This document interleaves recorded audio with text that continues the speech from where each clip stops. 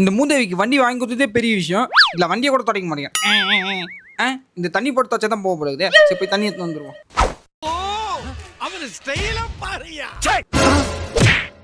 எங்கண்ணா இந்த வண்டியை காணோம். வண்டி மேல கை வைக்கிற அளவுக்கு இந்த ஏரியால எல்லாருக்கும் தைரியம் வந்துச்சா?